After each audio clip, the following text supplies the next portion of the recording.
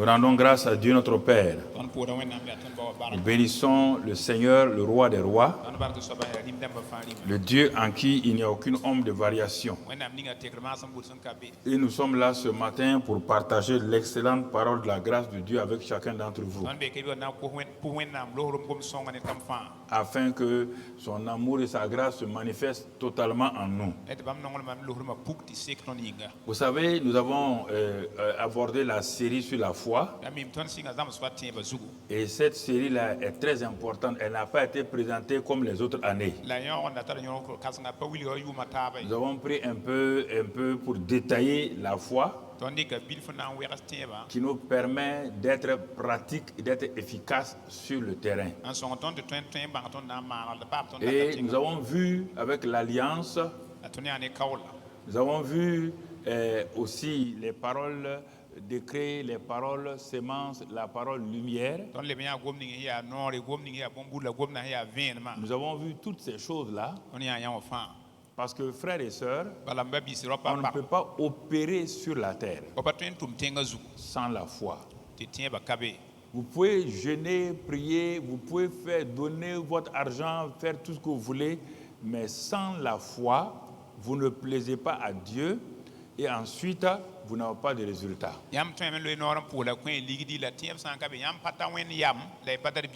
Ce n'est pas un problème, je fais ça ou je fais ça.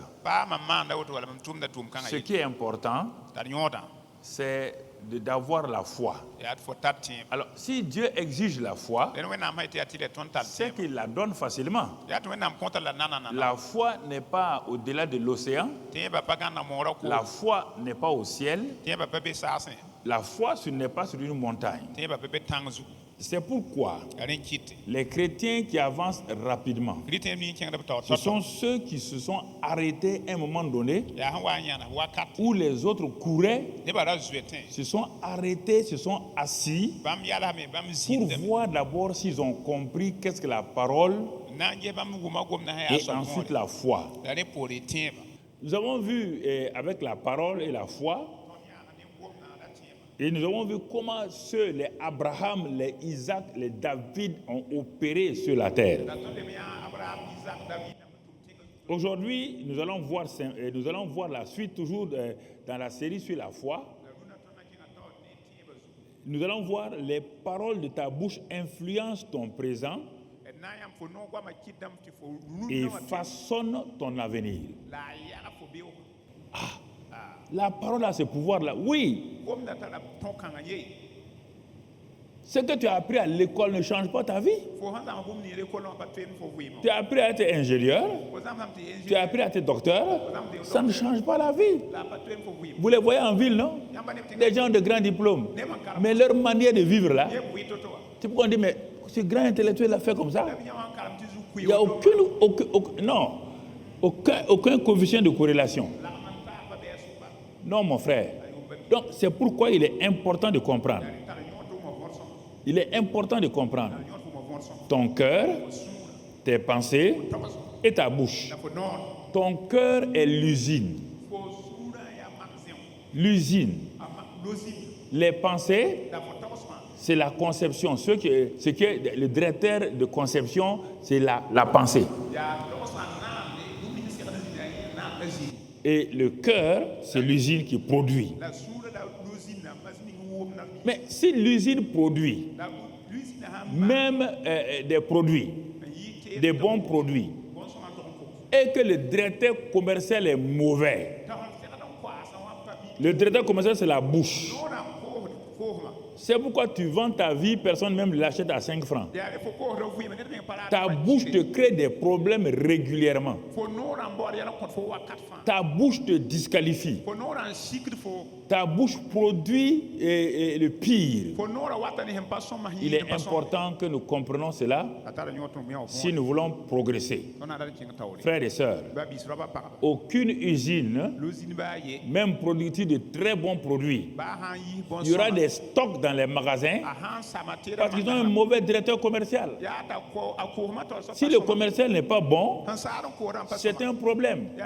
Vous avez beau produire, vous avez beau imaginer, ça n'ira pas loin. C'est pourquoi, si tu veux vendre ta vie dans le présent et dans le futur, si tu veux façonner ta vie, si tu veux changer ta vie, si tu veux changer ta famille, si tu veux changer ton travail, si tu veux changer ton ministère, si tu veux changer ton pays, les trois là doivent être là, les pensées, le cœur et la bouche. C'est ce que vous dites là. Même au Conseil des ministres, on doit parler pour déterminer l'avenir d'un pays. Au Conseil des ministres, tout le monde doit parler. Ce sont les paroles là qui vont être l'élément fondamental pour que le pays change. Après ça, on met sous forme de décret ce qui a été dit. Vous ne pouvez pas avancer sans les paroles. Regardez votre vie. Votre vie vous prend en esclavage. Vous dites des choses négatives sur vous. Vous dites des choses négatives sur votre environnement. Vous dites des choses négatives sur votre mari. Vous dites des choses négatives sur votre femme. Et ça vous tient lié. Je dis et je répète encore, les paroles de ta bouche influencent ton présent et façonnent ton avenir. On a déjà vu les paroles décret, les paroles lumière, les paroles sémence. C'est tout ça là qu'on rassemble aujourd'hui pour dire que ce sont ces paroles-là qui sortent de ta bouche-là qui vont déterminer, donc influencer ton présent et déterminer, donc façonner ton futur. Et regardons si vous croyez que c'est faux. Dieu a créé un merveilleux couple appelé Adam et Ève. Dieu les a créés à son image, à sa ressemblance. Il n'y a pas quelqu'un qui a été créé comme cela si ce n'est pas Adam et Ève. Créé à l'image de Dieu, à la ressemblance de Dieu. Et Dieu leur a donné tout ce qu'il faut, une bouche et tout puissant, des paroles puissantes. Ça, on le trouve dans Genèse 1, verset 26 à 28. On le trouve là-bas. Il dit, faisons l'homme à notre image. Regardez, comment Dieu a pris, faisons l'homme à notre image, selon notre ressemblance, et qu'il domine. L'homme a été fait pour dominer, pour assujettir. L'homme a été fait pour contrôler. Pas dominer son prochain, non. Contrôler les circonstances. Contrôler les montagnes, contrôler les ténèbres, contrôler chaque situation de sa vie. Un homme qui ne contrôle pas est un homme dominé. Si tu ne contrôles pas tes situations, tu es un homme dominé. Pendant longtemps, l'Afrique a été dominée parce que l'Afrique était dans l'ignorance. Les gens disent colonisation, colonisation. Toi, tu es un homme, tu as une tête. Lui aussi, il est un homme, il a une tête. Ce n'est pas la peau là qui change les choses. Sa peau est blanche, ta peau est noire. Mais ton cerveau ne fonctionne pas. Il va te dominer. Si tu appelles ça maintenant colonisation, il n'y a pas de problème. Il va te dominer. Chaque jour, on colonise les gens. Même au Burkina Faso, il y a des colonisateurs. Dans les affaires, il y a des colonisateurs. Si tu comprends les affaires, tu vas coloniser et tu vas employer des gens qui sont des colonisés. Voilà. C'est comme ça, il n'y a pas à changer. Faut pas, c'est tes pensées, ta manière de parler. Ta manière de parler. Quand les gens s'asseyent, c'est des critiques, c'est des paroles négatives. Quand ils s'élèvent, rien n'a changé. Rien n'a changé. Voilà. Comprenez? Et ils avaient froid dans leur région. Ils ne se sont pas assis pour causer. Ils se sont assis pour dire il y a le froid. Chaque année, il y a la glace. Il y a le froid. Le froid nous détruit. Qu'est-ce qu'on va faire? Il y a un qui a dit moi, j'ai une pensée. On va faire quelque chose qu'on va appeler chauffage. Ils ont dit très bien. On va t'aider. Donne l'idée, on va t'aider. Ici, il y a chauffage. On s'assoit sous les arbres. Au lieu de trouver pour faire climatiser, on s'assoit, on dit Babouanga a fait ça. Nicole a fait comme ça. Le fils de Alassane l'Ivoirien. C'est pourquoi on est dans la chaleur. Il y a des choses qu'il faut accepter. Il ne faut pas en vouloir à quelqu'un. Dieu a créé les hommes égaux. Dieu n'a pas donné à une race une supériorité. Dieu n'a pas donné à une maison une supériorité. Ce sont ceux dont le cœur est attaché. Ce sont des pensées qui savent parler, qui déterminent leur avenir. Frères et sœurs, qui déterminent leur avenir. Il faut arrêter de vous plaindre que les gens vous dominent, que les gens sont ceci ou cela. Il faut arrêter ça. Parler de l'Umpun prolétariat, la révolution. La révolution, ceux qui étaient pauvres hier, quand ils prennent le pouvoir, ils deviennent riches demain.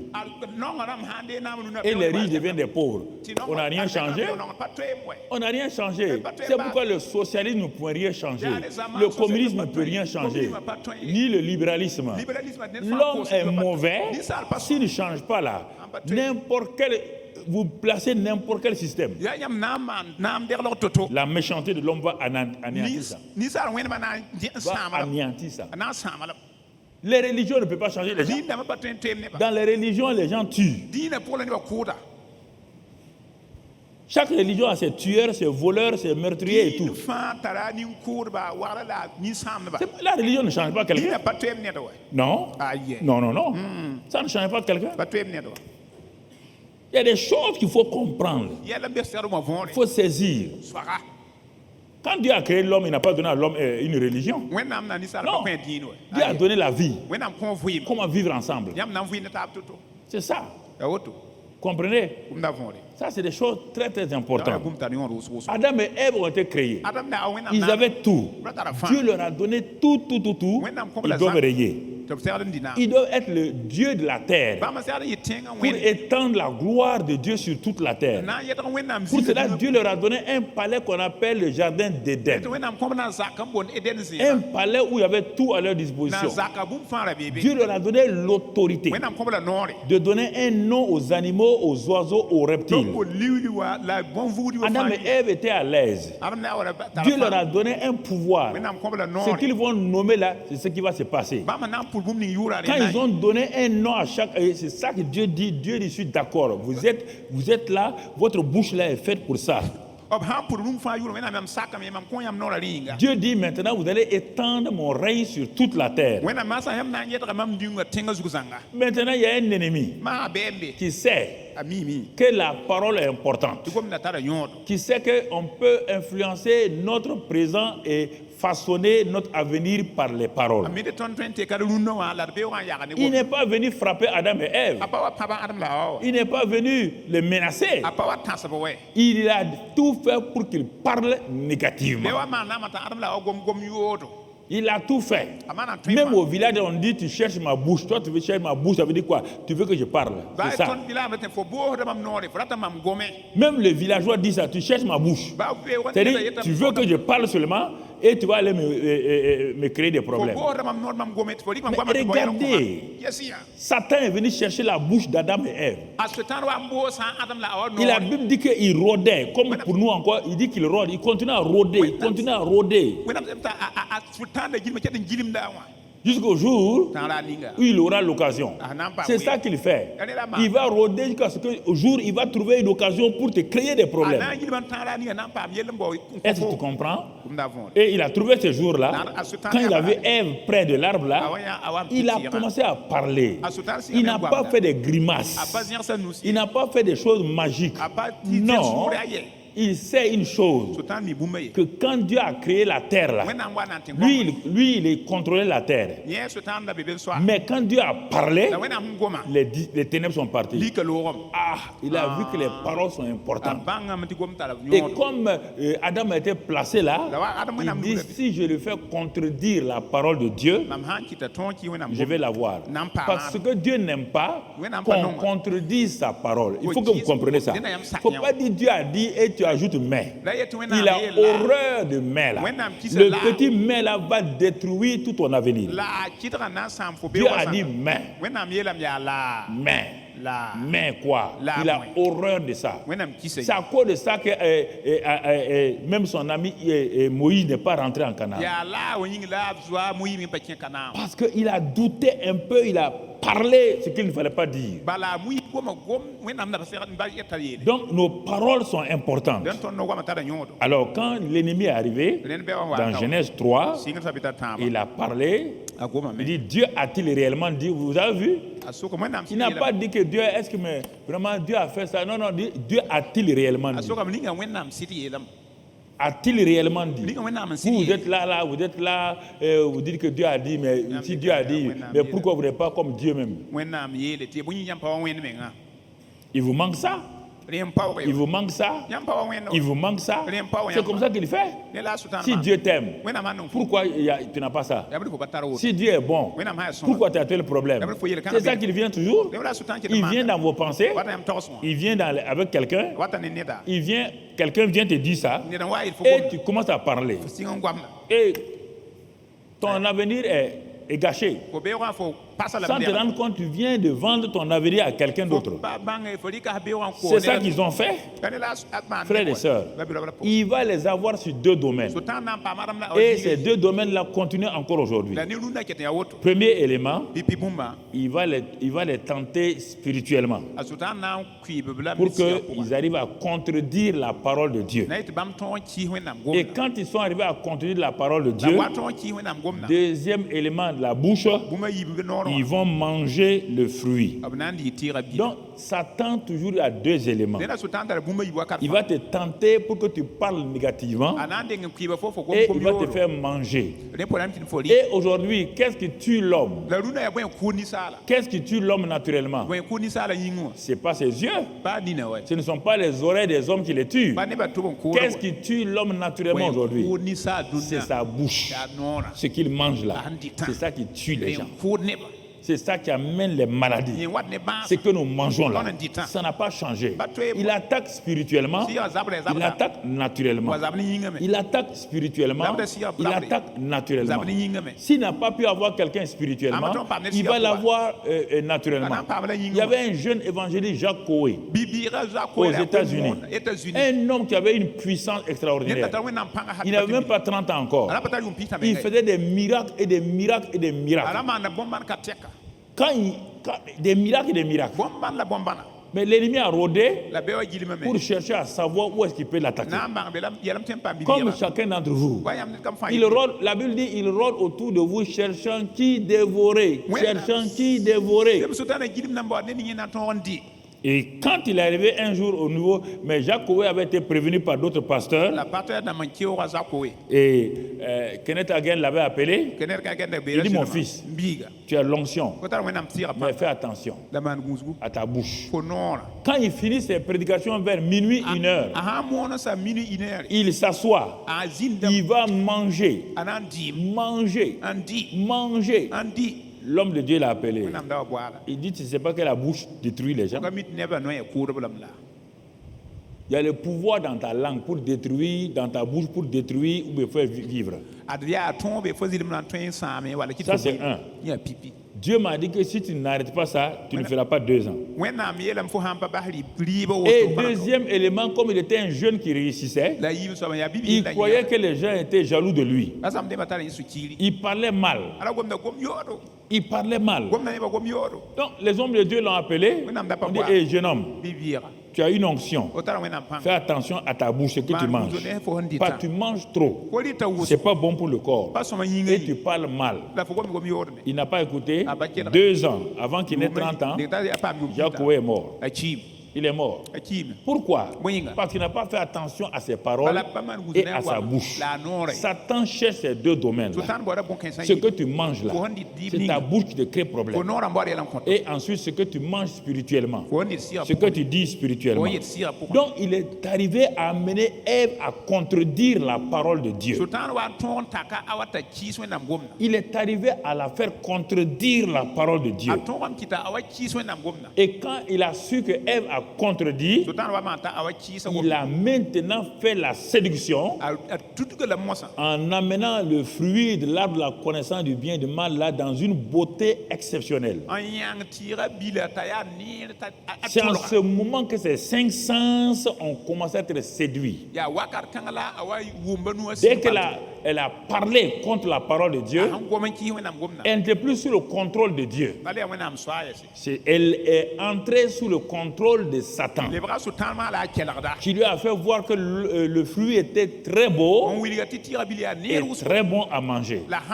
Quelque chose que tu n'as pas encore mangé, comment peux-tu dire que c'est bon? Parce que la séduction était là. Et alors mon frère, les paroles d'Ève et le fait qu'ils ont mangé, ça va influencer leur présent et façonner leur avenir. Leur présent comment? Dieu va venir. Dieu vient dans leur présent là, au moment où ils ont mangé. Dieu a l'habitude de venir. Dieu vient. Adam et Ève ont fui aller se cacher sous les arbres. Leur présent était influencé négativement. Mais Dieu dit, où es-tu Adam? Il dit, j'ai entendu ta voix, j'ai eu peur et je me suis caché. Dieu dit, mais quel est ce nouveau langage que tu dis? Le mot peur, où tu l'as eu? Le mot peur, tu ne connais pas ce mot-là? Le mot peur, moi je n'ai pas donné ce mot-là sur la terre. Ce mot est inconnu des hommes. Alors qui est venu te parler? Tu as écouté qui? Avec qui tu as parlé? Avec qui tu as discuté? Il dit, ah, c'est la femme. La femme dit, c'est le serpent. Regardez, mon frère. C'est quoi? C'est par les paroles. Par les paroles. Leur présent. Ils ont fui la présence de Dieu. Leur avenir, ils ont été expulsés du jardin de délices. Ne te laisse pas expulser du jardin de délices. Ne laisse pas tes paroles t'expulser toi-même. Frères et sœurs, Dieu t'a donné le salut. Dieu t'a donné une nouvelle création. Dieu t'a donné une grâce d'être béni. C'est en ce moment que les maladies ont commencé. C'est en ce moment que les malédictions ont commencé. C'est en ce moment que les bagarres ont commencé. C'est en ce moment que les meurtres ont commencé. Ils ne connaissaient pas de meurtre. Ils ne connaissaient pas de problème. Mais dès le moment où ils ont mangé l'arbre et ils ont renié la parole de Dieu, tout ce que nous vivons aujourd'hui là, ça a commencé. Alors mon frère, ma soeur, il est important que nous comprenions. Par tes paroles, tu peux prendre une autre direction dans ta vie. Tes paroles vont te faire prendre une autre direction dans ta vie. Ne laisse pas que tes paroles redirigent ta vie. Dieu est le directeur de ta vie et il ne veut pas que tes propres paroles redirigent ta vie. Il est important que nous saisissions ces choses et que nous puissions aller de l'avant. Ça, c'est Adam et Ève. Maintenant, nous, en tant que nouvelle création, nous sommes nés dans la famille d'Adam. Naturellement, nous sommes nés dans la famille d'Adam. Et c'est pourquoi Jésus-Christ va venir. Il va naître aussi dans cette famille-là pour être pareil, semblable à nous. Pour comprendre notre situation, pour vivre notre situation, avant de révéler le plan de Dieu pour nous. Mais en tant que nouvelle création, quand nous sommes sauvés, quand nous avons reçu la parole de Dieu, qu'est-ce que nous devenons? 1 Pierre 1, 23 dit, 1 Pierre 1, 23 dit que nous sommes régénérés par une semence incorruptible, par une semence, donc par la parole vivante et permanente de Dieu. Donc, vous voyez la place de la parole encore. C'est la parole qui nous régénère. Et le Saint-Esprit utilise la parole pour te régénérer. Le Saint-Esprit Saint-Esprit a pour épée la parole. Donc, la parole de Dieu dans la main du Saint-Esprit.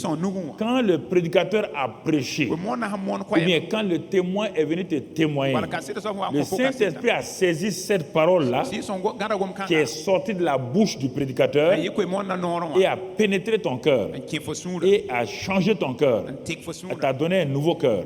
On dit en ce moment-là, tu as été régénéré donc par une semence incorruptible qu'on appelle la parole de Dieu. Ce n'est pas fini. Dans 2 Pierre 1, 3, 4, il dit que sa divine puissance va te donner tout ce qui contribue à ta vie et à la piété. Et ce n'est pas fini au moyen de... Donc, et on va à la fin du verset 4. Et il fait que nous devenons maintenant participants de la nature divine sur la base des promesses de Dieu. Nous sommes régénérés. Sa divine puissance nous a donné tout ce qui contribue à notre vie, à notre piété, attachement à Dieu.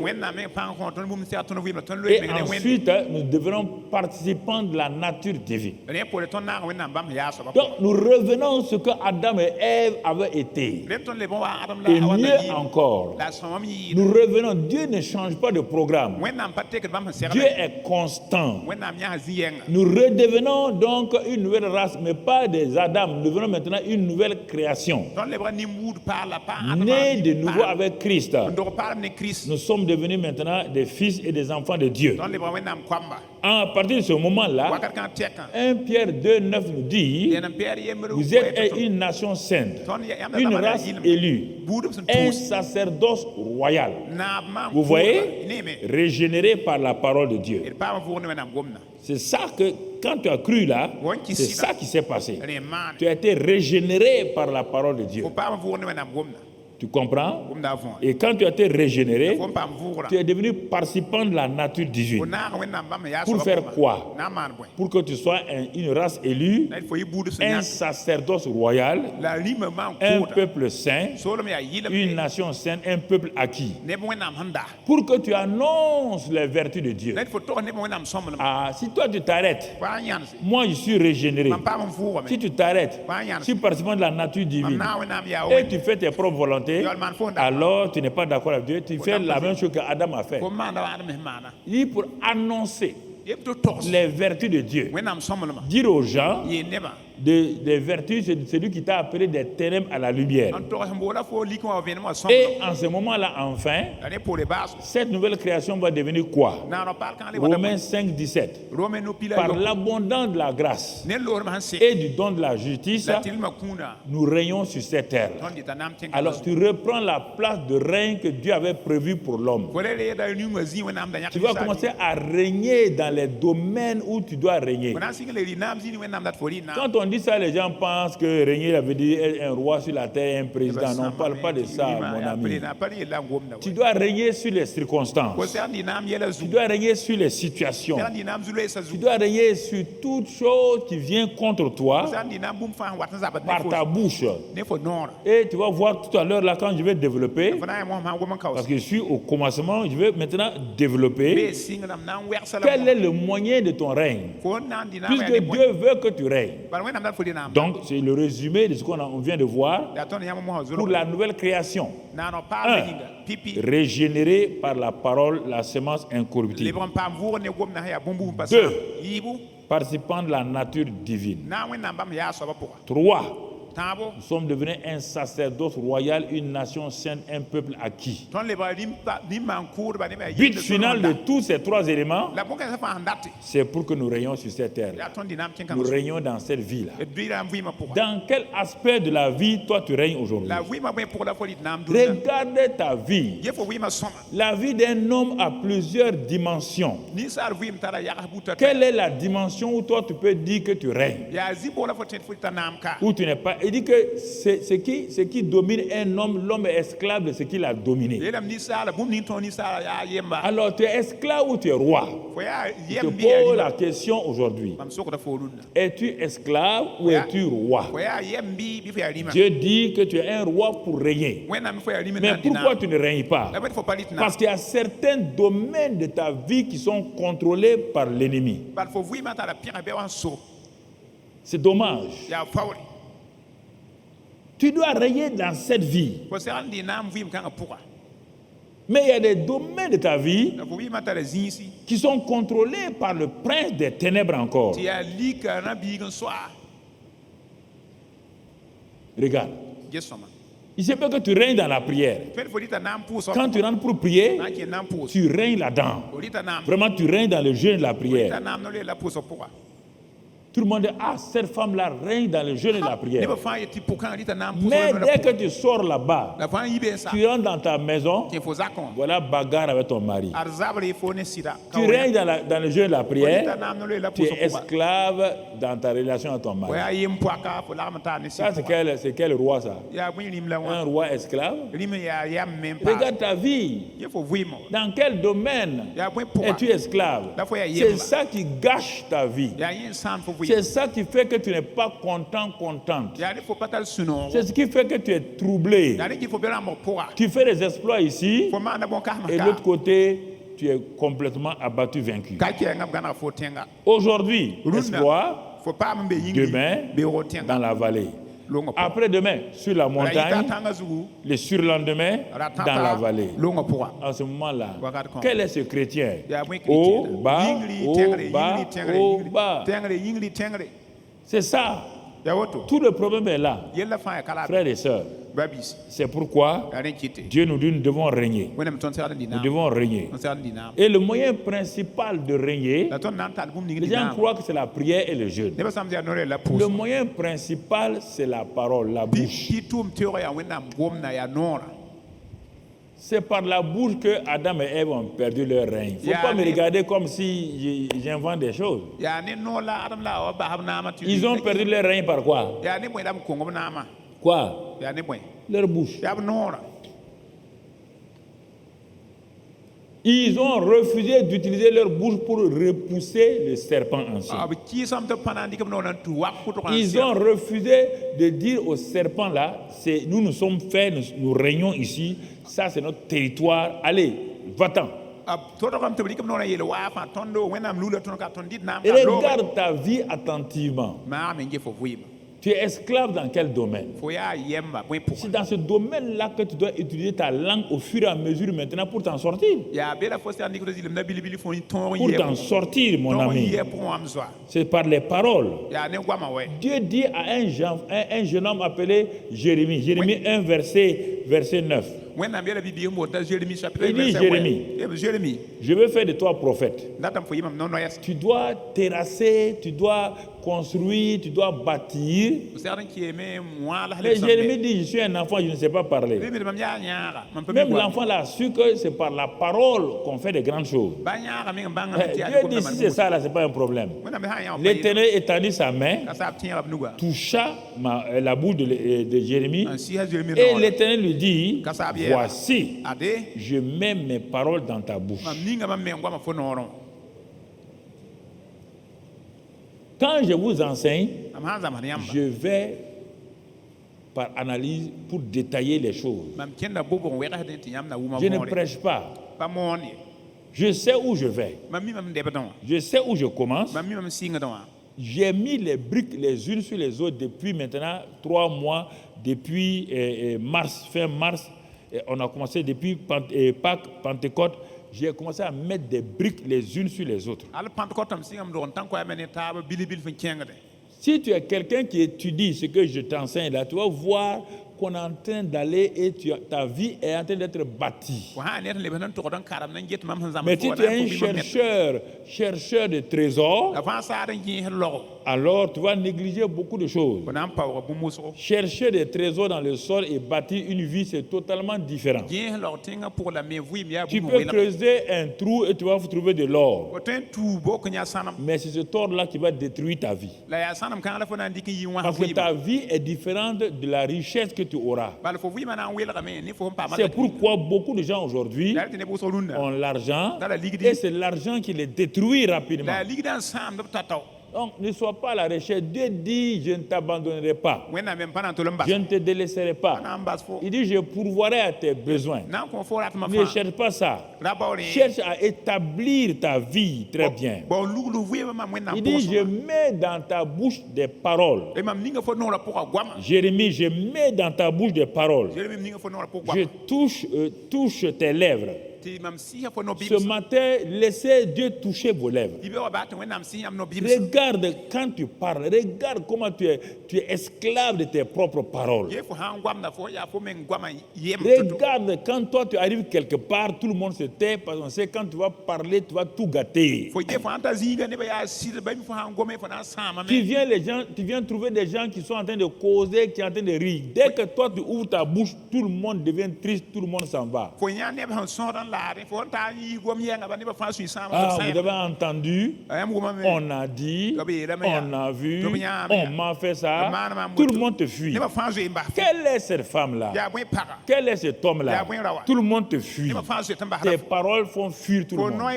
Ce n'est pas ta taille qui fait fuir les gens. Ce n'est pas ta grosseur, ni ta minceur. Non, c'est ta bouche. Dès que tu ouvres ta bouche, le groupe se disperse. Ça veut dire que tu es un danger pour toi-même, un danger pour les autres. Femmes, hommes, arrêtez à contrôler. Que les hommes contrôlent la bouche de leurs femmes. Parfois, les hommes ne contrôlent pas la bouche de leurs femmes. Ce n'est pas parce que ta femme qu'elle doit dire n'importe quoi et tu vas laisser. Dis-lui, calme-toi, assois-toi tranquille. Ce que tu as dit là, ce n'est pas vrai. Un point, c'est tout. Toi aussi, dis à ton mari, calme-toi, mari, assois-toi tranquille. Ce que tu as dit là, ce n'est pas bon. Il y a des gens qui défendent aveuglement leurs femmes. Jusqu'au jour où ils auront honte maintenant. Ils auront honte. Parce que la femme va faire une bêtise. Le monsieur va se lever. Tu as dit ça à ma femme. Tu as fait ça à ma femme. Maintenant, quand les gens vont lui dire ce que sa femme a dit là, il a envie de creuser le sol pour entrer. Il ne peut pas rentrer. Il faut arrêter ça. Votre bouche détruit vos familles. Votre bouche détruit votre travail. Quand toi tu arrives au travail, tout le monde est content. Dès que toi tu arrives, quand tu te mêles des choses, tous les travailleurs sont tristes. Chacun rejoint son bureau. Chacun rejoint son bureau. On dit, ah, tu vois l'homme là qui vient. S'il vient là, il va tout gâter. Tu vois la femme là, si elle vient là, elle va tout gâter. Dès qu'on te voit, tout le monde le donne le dos. Par tes paroles, tu influences ton présent et tu façonnes ton avenir. Tes paroles influencent ton présent et façonnent ton avenir. Si tu ne fais pas attention, tu veux couper ton avenir en plein milieu avec tes paroles simplement. Adam et Ève ont coupé leur avenir. Face à Satan, mon frère, ma soeur, face à Satan, que dois-tu faire? C'est important que tu comprennes. Dieu dit à Jérémie, tu dois être mon prophète. Mais c'est pour faire quoi? C'est pour bâtir, repousser, déraciner, semer. Quand il faut semer, tu parles. Quand il faut déraciner, tu parles. Ah. Donc la vie d'un homme, c'est ça. Oui. La vie d'un homme, c'est ça. Oui. Ah bon?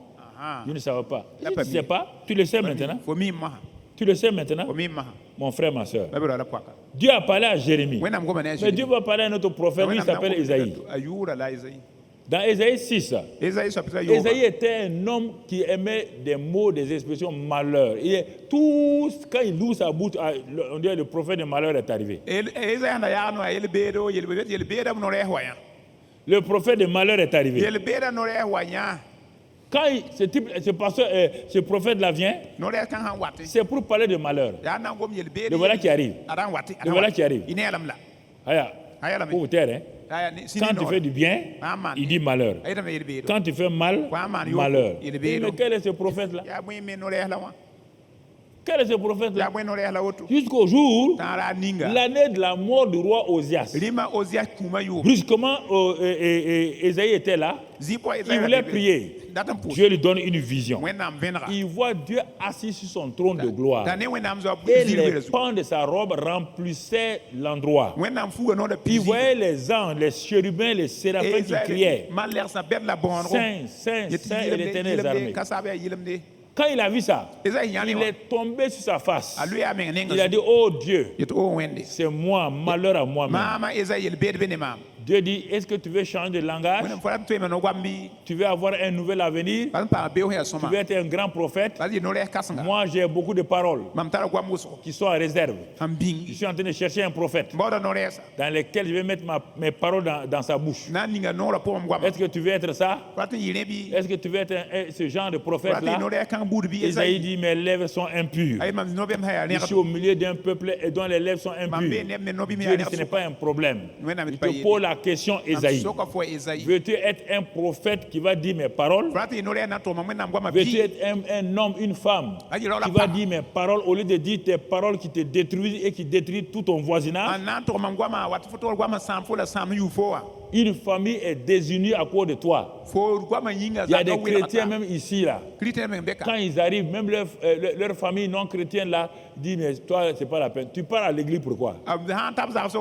C'est toi qui divises les familles. Tu vas chez ton grand frère, tu dis ça. Tu vas chez ta grande soeur, tu dis ça. Tu vas chez ta petite soeur, tu dis ça. C'est toi le munafika de la famille. Un chrétien munafika. Un chrétien qui part au hasard. Ça c'est bon, ça c'est bon. Ce n'est pas bon. Il faut arrêter ça. Un chrétien est fait pour unir les gens. Un chrétien respecte sa mère. Un chrétien respecte son père. Quand je suis devenu chrétien, jusqu'à la mort de ma mère m'a dit, quand elle allait mourir, il dit depuis que tu es venu depuis 8 ans là, avec ta religion, pour elle c'est une religion, avec ta religion là, tu m'as jamais fait pleurer. Jamais tu m'as fait pleurer. Ça veut dire qu'avant je la faisais pleurer. Et c'est en ce moment que ma mère va me bénir. Elle va me bénir. Elle dit mais tu as changé. Ta bouche ne parle plus les choses au hasard. Même ma mère a remarqué ça. Et ma mère m'a béni. Elle a ouvert sa bouche, elle m'a béni. Vous comprenez? La bouche est faite pour bénir. Du robinet, votre robinet là. Quand vous partez ouvrir le robinet, vous voulez quoi? L'eau amère? Non. Vous ouvrez votre robinet pour boire de la bonne eau. Mais si vous ouvrez votre robinet, d'un côté, il y a l'eau amère. De l'autre côté, il y a l'eau normale. C'est un robinet anormal. Le robinet n'est pas fait pour donner l'eau amère. S'il donne l'eau amère, ça veut dire que quelque chose ne va pas. Ta bouche, la Bible dit, ta bouche n'est pas faite pour maudire et bénir. Dès que tu maudis, tu te maudis toi-même. Parce que la malédiction devient une sémence. Maudire veut dire quoi? Mal dire, mal parler simplement. Maudire ne veut pas dire je te maudis. Hein? Non, ce n'est pas la conjugaison du verbe maudire. Maudire veut dire, comme cette jeune fille-là, elle était au lycée. Et quand ils vont dans les douches là, elle passe tout le temps à regarder les jambes de ses camarades. Elle regarde ses jambes, elle regarde les jambes de ses camarades. Elle dit à tous ses camarades là, vous avez de belles jambes, mais moi mes jambes tordues comme ça là. Un mois plus tard, elle a eu des douleurs aux pieds. On l'a amenée pour faire le scanner. On n'a rien trouvé. Ça faisait mal. Et ses pieds là étaient en train de choses. Il y a une des camarades qui était chrétienne qui lui a dit, camarade, l'autre jour à la douche là, quand tu as parlé, je voulais te parler. Mais maintenant que je vois, que tu es en train de subir les conséquences de tes paroles là, tu as maudit tes propres pieds. Il faut t'arrêter. Il faut te repentir. Comme elle n'est pas chrétienne, ça ne veut pas. On l'a conduit à cela. Et quand elle a fait ça, donc les douleurs sont arrêtées. C'est ça. La bouche n'est pas, attention, elle n'est pas neutre. Votre bouche ne peut pas être neutre. Votre bouche produit la vie et la mort. Vous comprenez? Et en ce moment-là, Dieu a envoyé un archange qui a pris une pierre chauffante. Et l'archange est venu mettre sur les lèvres d'Ésaïe. A enlevé tout ce qui est malheur. Depuis Ésaïe 6 maintenant. Ésaïe 7. Jusqu'à la fin d'Ésaïe. Ésaïe 66. Regardez les paroles. C'est le prophète des prophètes. Toutes ces paroles sont puissantes. C'est lui qui a annoncé la venue de Jésus. Comment il va être? Comment il sera crucifié? Comment il va recevoir le Saint-Esprit? C'est lui qui a annoncé le millénaire où les animaux seront ensemble. Où il n'y aura plus de mort, où il n'y aura plus rien. Pourquoi? Parce que pendant des années, il était un prophète négatif. Il parlait négativement. Est-ce que tu vas mettre fin à tes paroles négatives aujourd'hui? Est-ce que tu vas décider? C'est pour toi-même, hein? C'est pour toi-même. De toute manière, tes paroles ne reviendront sur toi. Tes paroles sont comme une arme qu'on appelle en Australie ou quoi, la boomerang. C'est une arme, quand tu envoies, si ça manque son but, ça revient sur toi. Alors que tes paroles que tu envoies sur les gens manquent leur but, ça revient sur toi. Parce que c'est une semence. Frères et sœurs, je vous en supplie, arrêtez de vous détruire vous-même. Vous ne pouvez pas parler bénédiction quand vous quittez. Vous allez chez votre voisine là-bas, vous parlez malédiction. Ça ne peut pas aller. Vous ne pouvez pas mélanger bénédiction et malédiction. Bénédiction et malédiction. Ça ne va pas dans votre vie. Il faut mettre un frein à ta langue. Il faut mettre un frein. Oh, quelle est cette fille-là? Toi-même, tu vas souffrir ici. Tu m'as vu souffrir, non? Tu as vu comment ton père m'a fait souffrir? Toi aussi, tu vas souffrir. Une maman insensée qui dit ça à sa fille. Une fille que tu as portée dans ton sein pendant 9 mois. Et tu maudis cette fille-là. Et quand elle grandit maintenant, quand elle se marie, tu vois que son mari la fatigue. Tu dis, mais pourquoi tu fatigues mon enfant? C'est pas le mari. Maman, tu as maudit ton enfant quand elle avait 7, 8 ans, 9 ans. Tu lui as dit, quelle est cette mauvaise fille-là? Quel temps t'entends? Tu as oublié ça. Tu es en train de récolter maintenant. La bouche, elle est dangereuse. La bouche détruit. La bouche amène la victoire. La bouche élève. La bouche fait descendre. C'est à toi de choisir. Dieu dit, je mets devant toi la mort et la vie. Je mets devant toi la bénédiction et la malédiction. Dieu dit, choisis la vie. Dieu dit, choisis la bénédiction par ta bouche. Ce n'est pas un choix des choses. C'est un choix de la bouche. De parler comme Dieu veut que tu parles. Donc, mon frère, ma soeur, il faut que tu comprennes ces choses. C'est pourquoi, face à Satan maintenant, puisque c'est par la bouche qu'on règne, c'est par la bouche qu'on fait, dans Luc 21, 15. On a vu ça déjà le mercredi. Dieu dit, qu'est-ce que Dieu dit?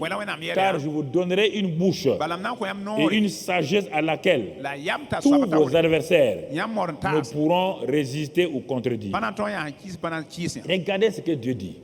La nouvelle création a une bouche à laquelle ses adversaires, ses ennemis ne peuvent résister ou contredire. Le problème, tu ne crois pas ça.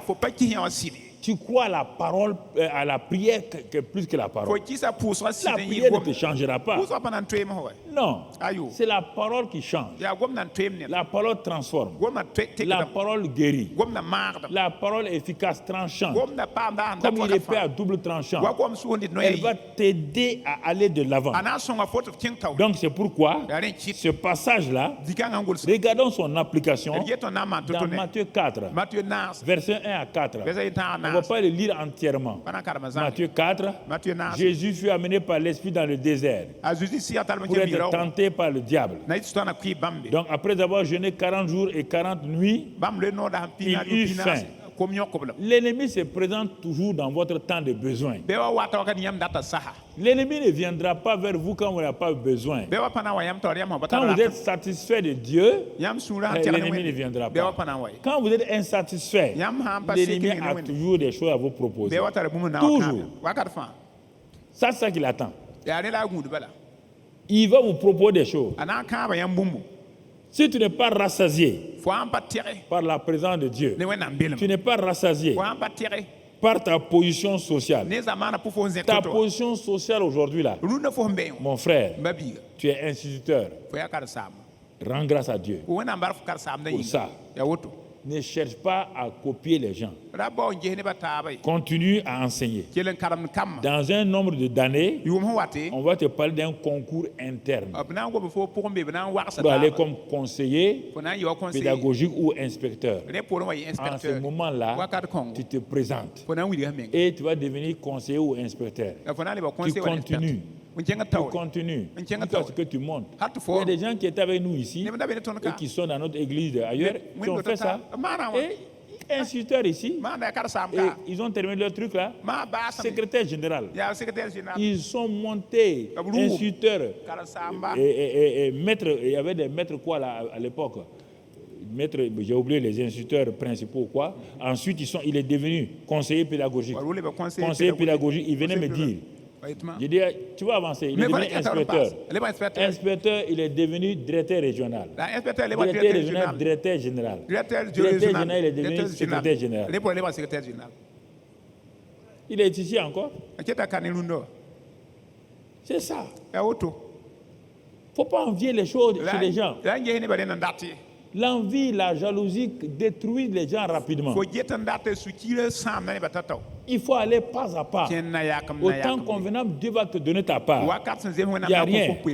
Quand Satan est venu pour dire à Jésus, vous voyez là, ce qu'il a dit à Adam et Ève, il va répéter ça au dernier Adam. Même, il a la même technique et il gagne les gens. Il ne change pas parce qu'il connaît l'homme. Il sait que l'homme veut des choses nouvelles. Et il est venu proposer à Jésus. Et il dit, ok, tu as faim. Dans le désert, est-ce qu'il y a une boulangerie? Est-ce qu'il y a une boucherie? Dans le désert, là, Jésus, si tu ne manges pas, tu ne vas pas pouvoir t'en sortir. Parce que la première maison est trop loin. Alors moi, je te propose, comme tu dis que tu es fille de Dieu, là, donc ça veut dire que tu ne l'es pas. Mais c'est toi qui le dis. C'est ça qu'il a dit à Adam et Ève. Il n'est pas comme Dieu. Non. Ce que je veux vous dire, c'est ça qui va faire de vous Dieu. Il est subtil. Si tu es fille de Dieu, si tu es fait à l'image de Dieu, tu vois, c'est ça qu'il a dit à Adam et Ève. Si vous êtes fait à l'image de Dieu, Dieu n'est pas correct. Il y a des choses qu'il ne doit pas vous cacher. Il dit, mais si tu es fille de Dieu, tu vas mourir dans le désert. Un fille de Dieu qui meurt dans le désert. Ah non, c'est pas bon ça. Jésus dit, qu'est-ce qu'il faut faire alors? Il dit, non, mais tu vois les cailloux là? Transforme-les en pierre. Comme ça, le monde entier. Toi-même, tu n'as pas entendu que les cailloux vont crier. Les pierres vont crier. Il faut faire crier les pierres dans le désert. Comme ça, tout le monde saura que tu es fille de Dieu. Jésus dit, Jésus ouvre sa bouche. Vous voyez bien? Vous ne voulez pas ouvrir votre bouche. Jésus dit, il est écrit 3 fois. Et le diable s'en alla. Qu'est-ce qui a fait partie du diable? Jésus ne l'a pas boxé. Jésus n'a pas fait bagarre avec lui. Jésus ne l'a pas terrassé.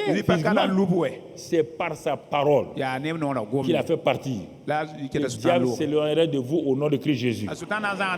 Si vous proclamez la parole, vous le verrez s'enfuir les queues entre les pattes au nom de Jésus. Il ne peut pas faire.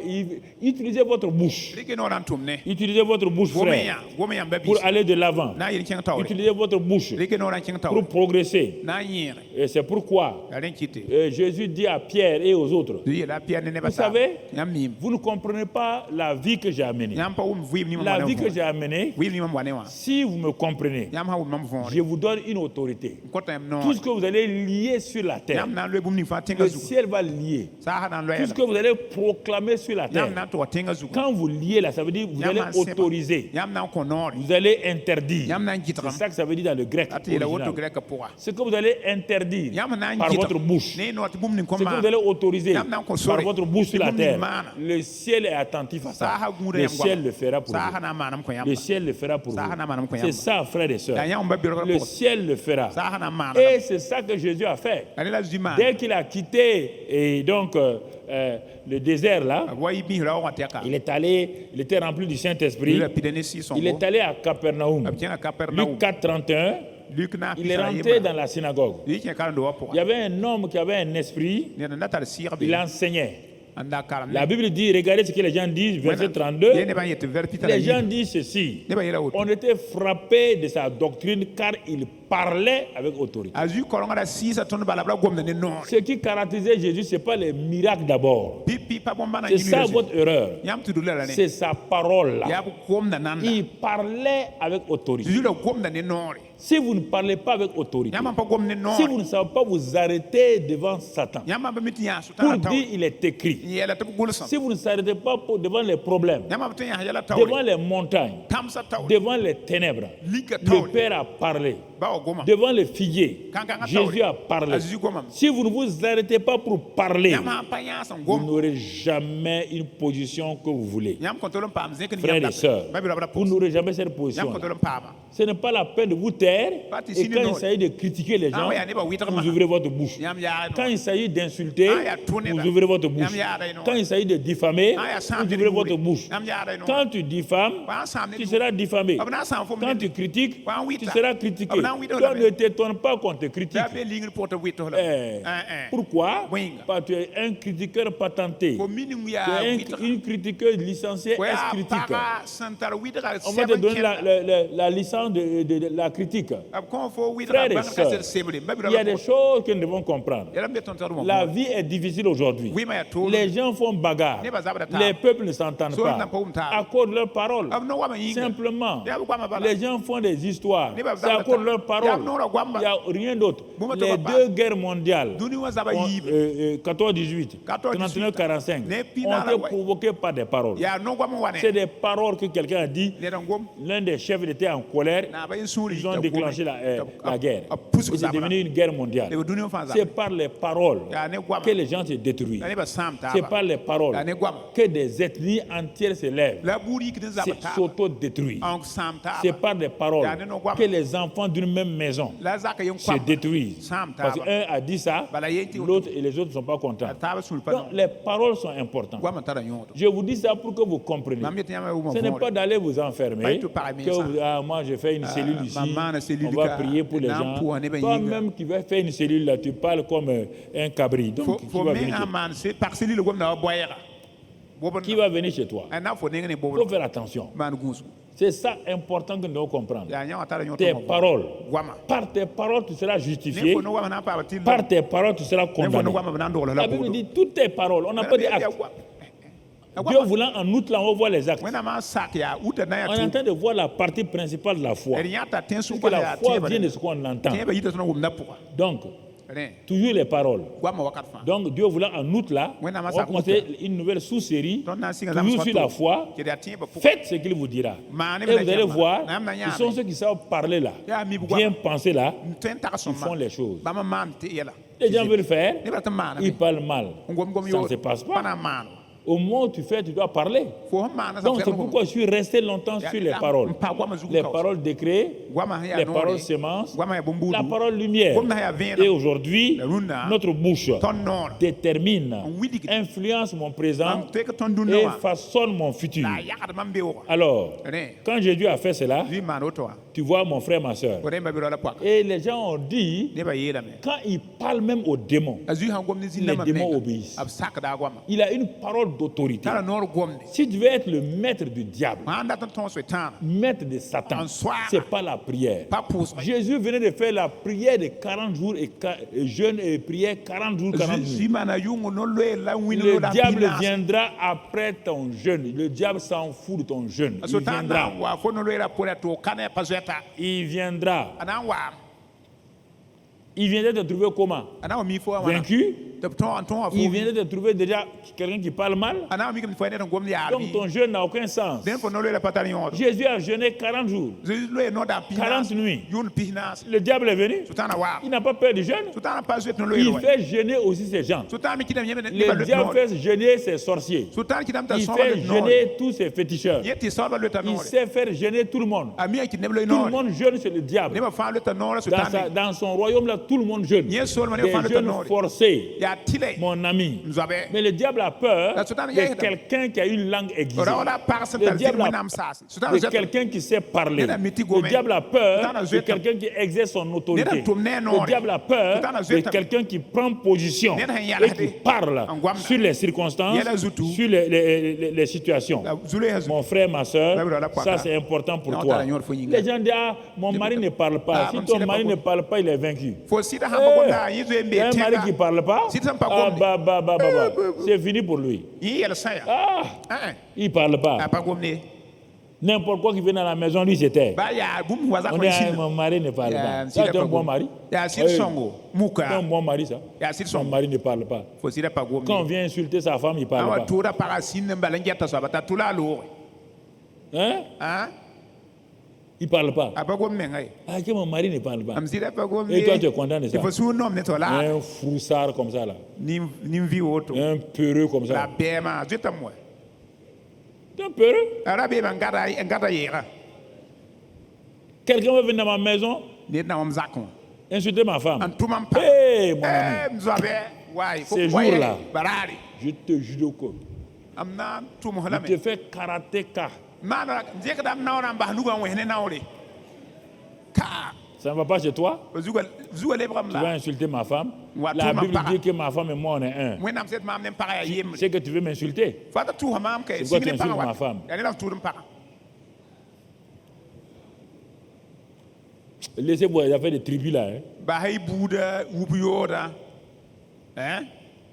Moi je viens de telle chose. Laissez ça là. Donc tu veux dire qu'un homme qui ne parle pas, il est sage. Donc, un homme qui ne parle pas est un homme sage. C'est ça que vous dites dans vos familles là.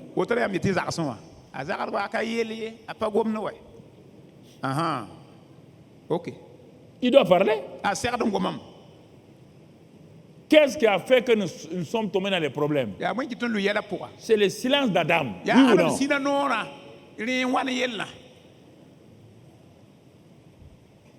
Quand il y a un problème, ton mari devient muet. S'il ne parle pas, dis-le aussi, la nourriture que j'ai posée là, tu ne manges pas. Si ta bouche ne parle pas, ta bouche ne mange pas.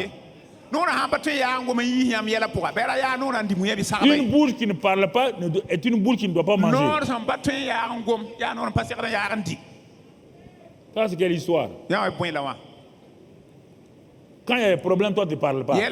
C'est la femme qui parle tout le temps. Il faut aller parler. Il faut aller parler. Il faut aller parler. Maintenant, quand la nourriture n'est pas prête, tu ouvres ta grande bouche là. Il dit, il y a quoi aujourd'hui? Mais la nourriture n'est pas encore prête. Le voisin est venu crier si tu es sorti. Le voisin est venu insulter les gens. Tu es sorti. Tu as dit quoi? Laisse-le, il est fou. Parce que tu es peureux. Faut arrêter ça. Tu dois parler. Parler à tes circonstances. Parler à tes situations. Parler à tes montagnes. Parler aux ténèbres. Parler à Satan. Parler à tes adversaires. Il dit, je t'ai donné une langue. Une langue qui résiste, qui contredit. Résiste, contredit tes adversaires. Tu comprends, mon frère? C'est important. Tu es au-dessus de Satan, tu es son commandant. Tu es commandant en chef. Parle. Le centenier a dit à Jésus, nous, notre roi qui s'appelle César, il est à Rome. Quand César parle à Rome, or Rome contrôlait le monde entier. Quand il parlait à Rome, c'est le monde entier qui est soumis à sa parole. Nous, on connaît ça. La parole d'autorité. Mais quand je t'ai regardé, tu es au-dessus de César. Quand toi tu parles, la terre et les cieux obéissent.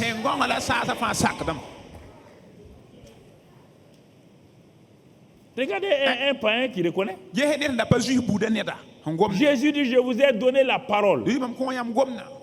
Qu'est-ce qu'il dit? Il te dit, ne te tais point. La Bible dit, ne te tais point, parle. Ne te tais point, parle. Mon frère, ma soeur. Dans Marc 4, verset 35, Jésus dit, écoutez, Jésus dit, passons à l'autre bord. Ça, c'est important que vous compreniez. Je vais en faire une autre application avec la parole. Je l'ai déjà prêché sous plusieurs formes. Mon ami, tu dois savoir qu'un enseignant, il peut prendre le riz. Il fait riz gras aujourd'hui. Il fait riz yassa. Il fait riz blanc. Il fait toutes sortes de choses. Donc, mon frère, ma soeur, c'est ça. Donc, je prends le même enseignement que je t'ai donné sous une autre forme. Je te l'applique sous une autre forme maintenant. Je vais te donner du yassa frais aujourd'hui. Tu ne connais pas Yassa? Ok, très bien. Marc 4, 35. Il est dit, passons à l'autre bord. Écoutez, Jésus parle. Quand il a dit passons à l'autre bord, pour Jésus, il était où déjà? Il était où? Ah. Il a dit passons, non? À l'autre bord. Est-ce que pour lui il y a un problème? Pourquoi? Écoute mon frère. Sur l'autre bord là, Satan régnait sur 10 villes qu'on appelle la Décapole. Il régnait sur 10 villes à travers un être humain qui était contrôlé par 2000 démons. Le gars là régnait sur les 10 villes et il tourmentait les 10 villes. On a essayé de les lier, pas question. Il brise les cordes, il brise les chaînes. Personne ne peut les lier. Tu entends mon frère? Sur l'autre bord de ta vie là, Jésus veut t'amener là-bas. Le bord où tu as contrôlé là, Jésus dit laisse ça tranquille. On va passer sur l'autre bord où tu ne contrôles pas. On va passer là-bas. Ton gadarénien qui est là-bas, là, qui te crée des problèmes là, on va mettre fin à ça aujourd'hui au nom de Jésus.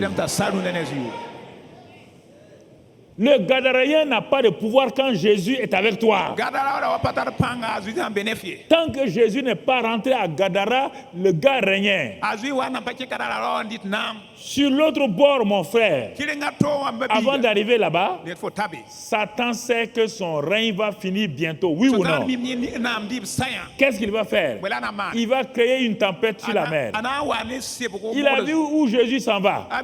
Si Jésus arrive là-bas, est-ce qu'il peut contrôler encore? C'est pourquoi dans ta vie, parfois, il crée des tempêtes.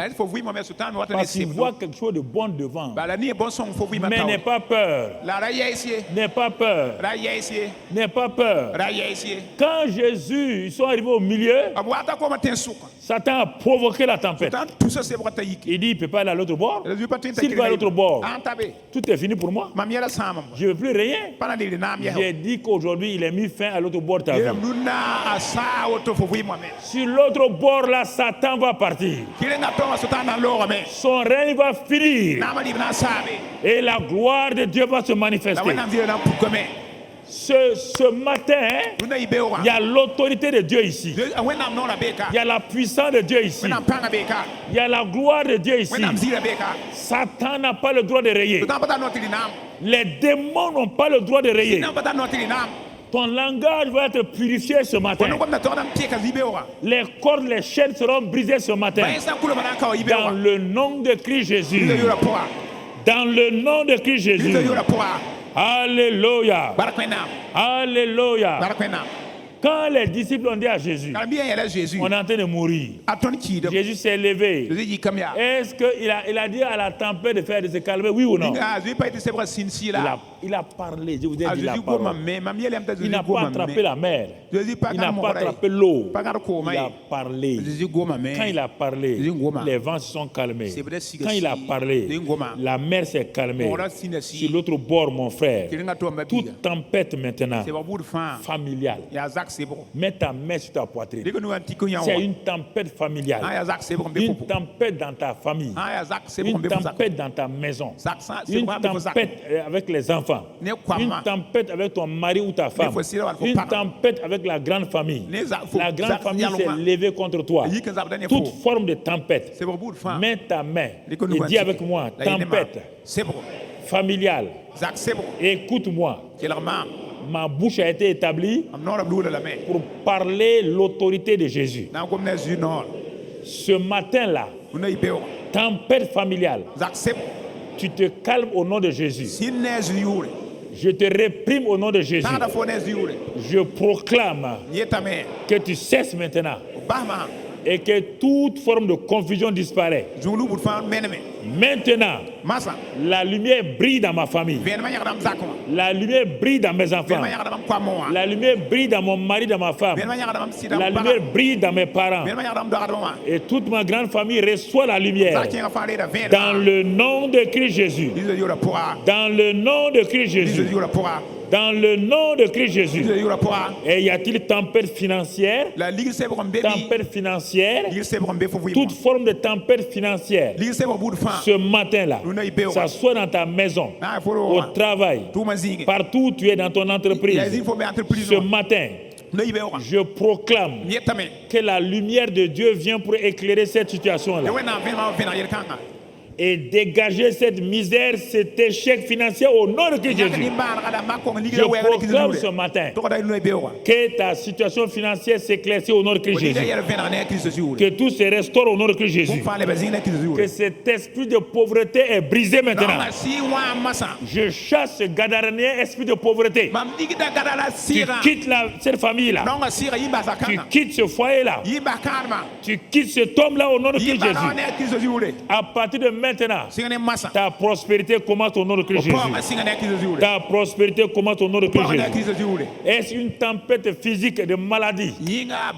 Maintenant, ce matin, Satan, démon, Jésus-Christ a pris les maladies de ces hommes et ces femmes. Il a détruit les liens de maladie. C'est pourquoi en son nom, je proclame ce matin que la puissance de guérison est dans l'esprit de vie. Que tout malade maintenant reçoit la guérison. Ceux qui sont à la télévision, recevez la guérison maintenant. On vous a dit que c'est terminé pour vous. Et vous avez peur que vous êtes dans les derniers jours. Mettez votre main sur votre télévision. Maintenant, je réprime cette maladie dite une maladie finale. Et que l'esprit de vie maintenant rentre dans votre corps. Là où vous êtes maintenant, à la télévision ou devant votre téléphone, devant votre ordinateur, recevez cette vie abondante. Recevez cette grâce maintenant. Recevez l'attouchement de la main du Seigneur. Que la guérison miraculeuse votre porte-part. Que cet esprit de maladie, de mort prématurée, parte au nom de Christ Jésus. Au nom de Christ Jésus. Au nom de Christ Jésus. Cette tempête professionnelle Des injustices contre toi. Des gens sont levés pour bloquer ton avancement, ta promotion. Celui qui est assis sur ce trône-là pour te contrôler, je le détrône ce matin au nom de Jésus. Si c'est ton patron, je détrône ton patron. Si c'est le patron qui s'empêche là, tu vas le voir, on va l'affecter au nom de Christ Jésus. Et tu vas prendre sa place au nom de Christ Jésus. J'ai proclamé ce matin ta délivrance professionnelle, ta délivrance des études, ton cycle d'échec, j'ai mis fin à cela. Dans le nom de Christ Jésus, tu rentres dans le cycle de succès maintenant, dans le cycle de l'abondance, dans le cycle de la victoire, dans le nom de Christ Jésus. Reçois cela. Dis que tu reçois cela ce matin.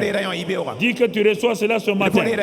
Tu reçois cela ce matin. Dans le nom de Christ Jésus. Dans le nom de Christ Jésus. Alléluia. Alléluia. Alléluia. Quand Jésus est arrivé à Gadara, il y a eu le calme ou pas? Quand les Gadaréens sont venus trouver l'homme là, il était assis dans son bon sens, bien vêtu. Ta situation sera bien vêtue maintenant. J'ai dit que ta situation portera même cravate. Alléluia. Amen. Gloire à Dieu. Gloire à Dieu. Gloire à Dieu. Quand les gens viendront voir ta situation, ils auront peur comme les gens de Gadara. Il dit, c'est la femme là qui est devenue ça. C'est bien moi. Alléluia. Gloire à Dieu. C'est le jeune homme là qui est devenu ça. C'est bien moi. Alléluia. Gloire à Dieu. Ne laisse pas les gens discuter. Fais comme le jeune homme. Il dit, vous savez, Jésus là-haut, vous dites qu'il est bon. Il n'est pas bon. Moi, je ne sais pas. Ce que je sais, j'étais aveugle. Je vois.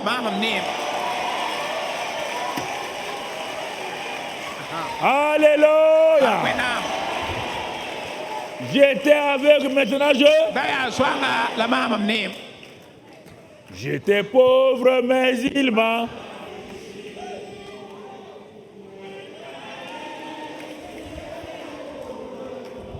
Mon sauveur, Pia, j'étais pauvre, mais il m'a. Dans le nom de Jésus-Christ. Dans le nom de Christ Jésus. Dans le nom de Christ Jésus. Dans le nom de Christ Jésus. Ta délivrance est accomplie. Ta guérison est accomplie. Ta victoire est accomplie. Ton élévation est accomplie. Ta prospérité est accomplie. Au nom de Christ Jésus. Au nom de Christ Jésus. Alors pour terminer, Dieu te dit, ne te tais pas. Dans Ésaïe 62, verset 1. Écoute, Dieu conseille les gens. Ésaïe 62, verset 1. Qu'est-ce qu'il dit là-bas? Pour l'amour de Sion, Dieu dit, je ne me tairai point. Pour l'amour de ma fille, de mon fils, je ne me tairai point. Je ne prendrai point de repos jusqu'à ce que sa délivrance soit manifestée. Et que tout le monde voit cela clairement. Quelle grâce. Le grand Dieu dit à quoi de toi? Il ne va pas se taire et il veut que tout le monde sache que tu es son enfant. Quel privilège. Quel privilège. Quelle grâce. Ça, c'est Dieu qui dit. Mais il te dit à toi maintenant, dans Acte 18, il te dit à toi maintenant, dans Acte 18, qu'est-ce qu'il te dit à toi? Regardez Acte 18, verset 9. Le Seigneur dit à Paul en vision pendant la nuit, ne crains point, mais parle et ne te tais point. Quand Dieu ne se tait pas, ne te tais pas. Quand Dieu se tait, tais-toi. Quand Dieu parle, parle. Il dit à Paul, tout le monde était là, on dit à Paul, attention, hein. Oh, attention, hein. Dieu dit, ne te tais point. Parle. Quand tu vas parler, tu vas voir. Car le diable ne veut pas que ceux qui sont doivent être sauvés, là tu parles. Beaucoup de brebis sont cachées. Parle. C'est pourquoi le diable est venu pour t'impressionner, pour te faire peur, pour te menacer. Ne te tais pas. Quand Paul a parlé, des multitudes sont venues à la vie. Que par tes paroles que tu vas prononcer à partir de maintenant, des gens viennent à la vie. Des situations changent. Quand les gens ils vont t'appeler pour venir régler leurs problèmes, les gens vont venir vers toi et vont dire, hey, ma fille là, j'ai vu, j'ai entendu que quand toi tu parles, toi tu pries là, les choses s'arrangent. Et tu peux venir chez moi. À partir de maintenant, tu es la solution. Et j'ai dit que tu es la solution. Ne te tais pas. Ne te tais pas. On a dit à Bartimée de se taire. Bartimée dit quoi? De me quoi? De me taire. Est-ce qu'il s'est tu? Il a dit est-ce qu'il s'est tu? Est-ce qu'il s'est tu? Ne te tais pas. Ne te tais pas. Ne te tais pas. Parle. Bartimée a continué à parler. Il a continué à parler. Il a continué à parler. Les gens disent, Bartimée, arrête-toi. Il dit, moi m'arrêter. Moi m'arrêter. Vos cris vont m'arrêter. Il dit non. Bartimée a enlevé son mouchoir.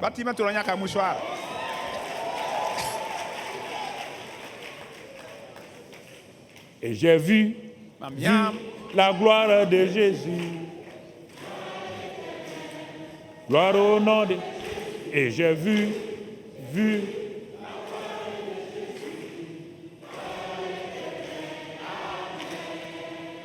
Quand je regarde devant moi, quand je regarde derrière moi,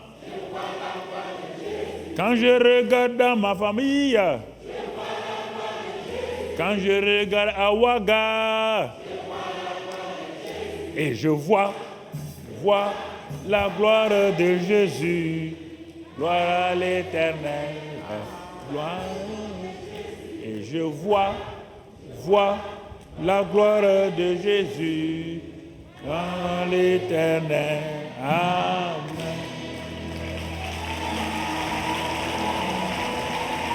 Amen.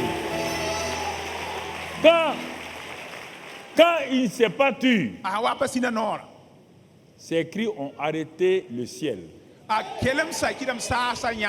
Tout le ciel est devenu silencieux. Les gens regardent Papa bon Dieu. On dit à quoi? Il dit il y a un cri qui vient de la terre. On dit mais sur la terre les hommes même crié. Il dit non. Ce cri là c'est un cri de foi.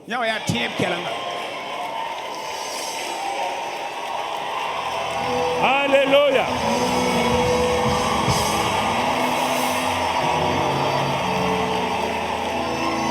Alléluia.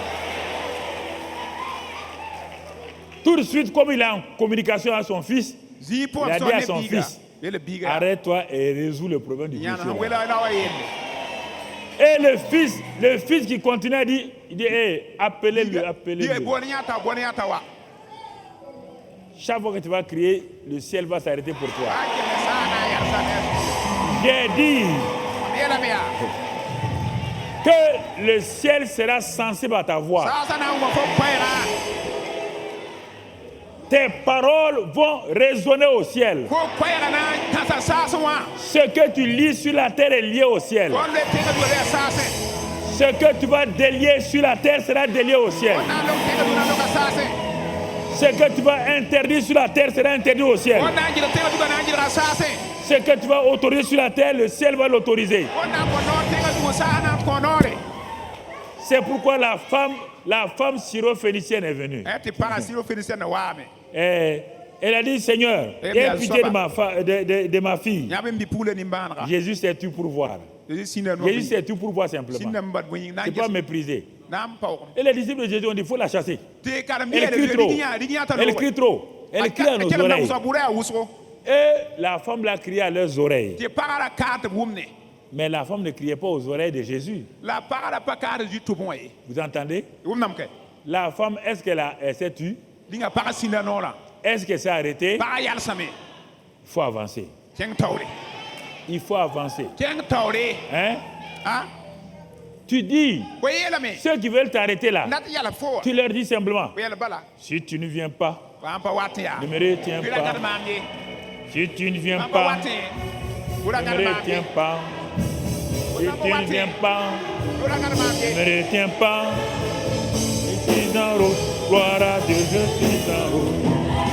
Je suis en route, en Canaan. Je suis en route.